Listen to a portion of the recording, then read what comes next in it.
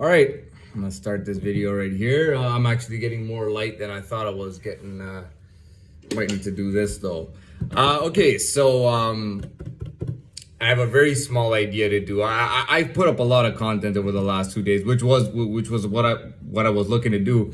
But I feel like that was quite enough, and I can do a bit of a shorter video. I got a very small idea. The idea is Homeland, and the term Homeland and what it means today. So a lot of people, when you ask them where they're from, they like to claim a country, right? And I mean, usually I don't find people really to be that inquisitive, right? Now that could just be my personality or the type of person that I am, but I don't find that people are quite inquisitive when they ask me where I'm from. And the funny thing is, and I gotta be honest with you, there's been times where a couple of times, well, yeah, I'd say there were 2 times when I actually met girls, and I hung out with them, and we went to different places, and we met each other's friends and things like that, and I never even told them where I was from, and they never told me where they were from, and I'm not lying about that. I mean, really, that didn't even come up in the conversation.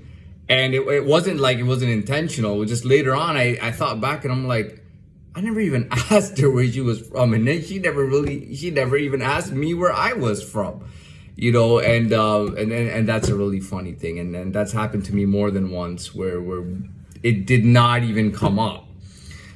These days, I don't know why it is people like to claim a country. I think some people feel like it makes them higher or better when they pick a country that's maybe rich or powerful or is known for a lot of things. People like to say they're from America, and that's really understandable. For some reason, if you say that you're from America, it's very understandable. I mean, it doesn't really, because the American dream was all about by the way, equality is not part of America. It's very unequal, but it is equal at the same time. Maybe not equal, I would use the word fair, because the American dream is all about getting what you're worth out of your life and achieving what you can achieve. Capitalism, or really, do your best and you'll get the best of what you can do. So it doesn't really matter. People come from all different countries, and they come to America and they settle in. By the way, I've heard it can take as long as 20 years. Some people don't even get their citizenship in 20 years. Sometimes it can take 10 years, 20 years to get a citizenship in the United States of America. But it is, and now I'm not saying that there isn't race and other factors involved, but really, people understand when you say you're American, right? You say you're American, they understand you. You know why? Because Hollywood has so many movies. America has gained so much attention over the last century from the entire planet, and everybody knows about America. I mean, even gangs from LA or from America have spread all over the world. The Bloods and the Crips started from LA, and sorry, there are even other gangs.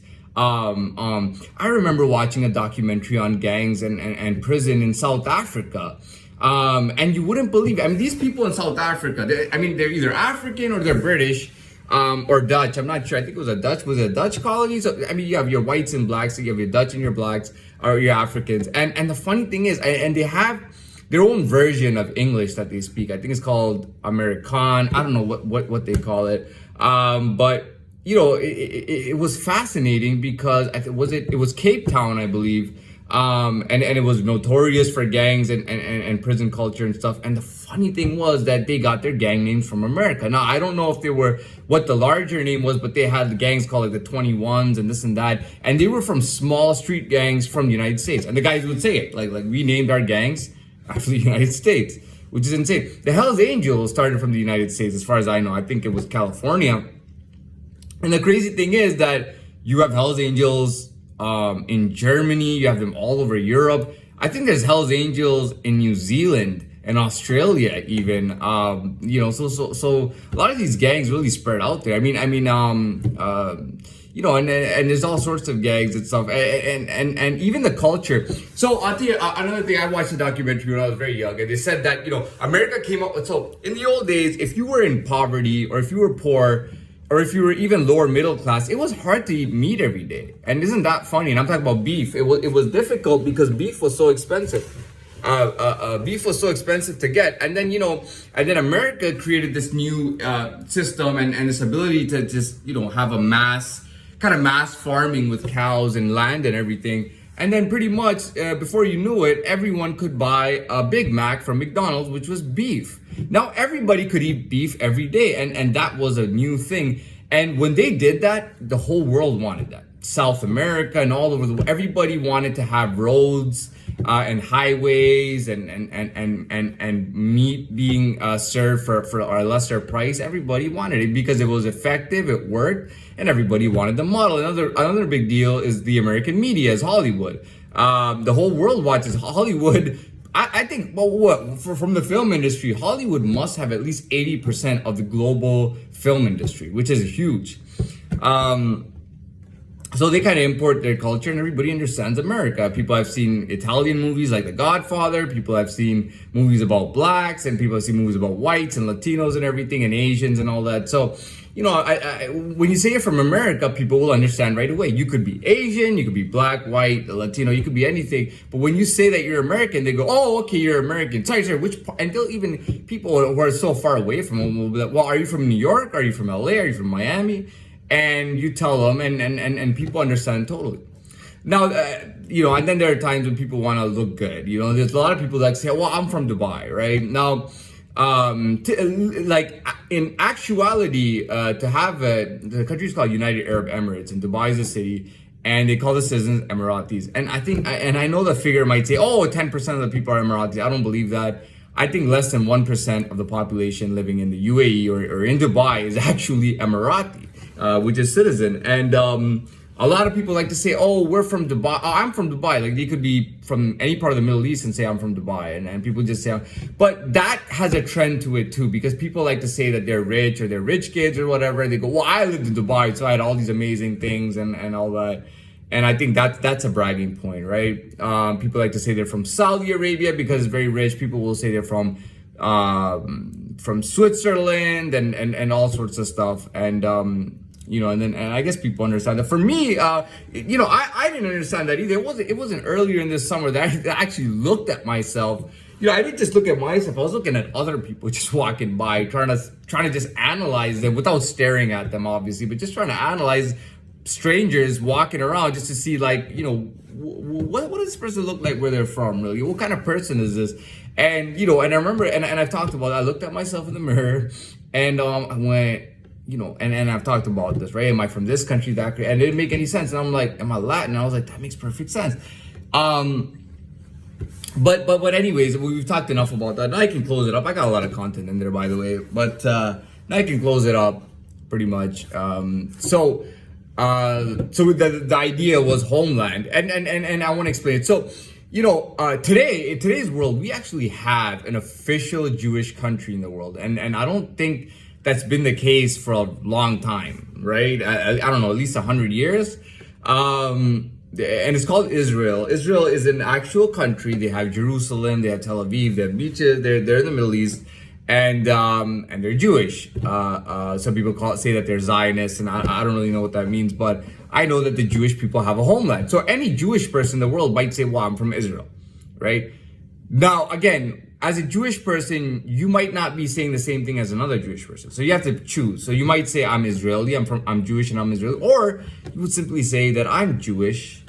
My language is called Hebrew, and it's not about whether Israel is there or not, because Jewish people have an identity, and I'm Jewish. You see what I'm saying? There are people. What else? Who else claims a homeland? Africans. They call them African Americans, which I don't really understand. What does that mean, African American? And they do the same thing sometimes with other races too. Like, they say, "Oh, this person is Latino American." I don't know what that's supposed to mean, because shouldn't white people be called Caucasian American? Like, that's what I don't understand. I mean, why is this person an African American? You are not a Caucasian. No, you're American, not Caucasian American. I don't understand that. I'm not trying to say I defend people's rights and all, and I'm not trying to say that. It just sounds funny to me.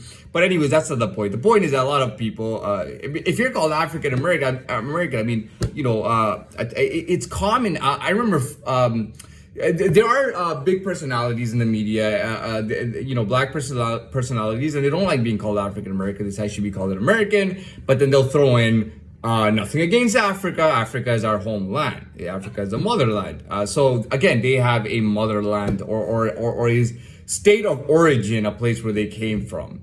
Who else has again, Latino people? I mean, the Latino race came from the Latin people in Spain. They speak Spanish all over, and every Latino country, they speak Spanish as their first language, their first official language.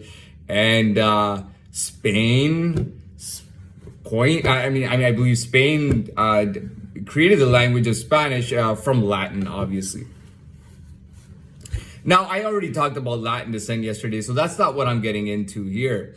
The idea for me, and if you are one of my subscribers and you watch my videos, and you'll know what I'm about to say next. What I'm about to say is that for me, and it's good to have a Latin homeland, but more than that, you know what I mean? I feel like I got a vampire homeland, and no better place. I mean, so we know that officially, historically, there was a vampire, literally a man who drank blood, who was a nobility, a prince in Transylvania, Romania, who was a secret order of knights appointed by the Pope to fight off the Muslim Ottoman Turks from invading and basically colonizing their countries, so that they could tax them and take money from them, and make money off all their resources and everything, which they did to pretty much the entire Muslim world. And that's what I find funny. Muslims always go, oh, the Ottoman Turks ruled for 600 years. They were the Islamic Caliphate. And it's like, dude, all your money went to Istanbul, which was Constantinople before. All your money, like from the Mecca and Medina, from the pilgrimages, all your money went to them. All the Muslim people, all they talk about is the Saudis are not Islamic. They're a monarchy. They're horrible people. They should be killed. They should be taken over. Yet you pay like $30,000 a head every year to go do a pilgrimage in their city so that they can have more money for their royal family and their citizens. So I mean, really, it's very stupid. But anyways, the point is, for me, let's get back to myself. Romania is a perfect country when you look at it. Maybe not today, because I think after all that attention with Bram Stoker and the world wars and displacement, I feel like vampires just kind of spread out. I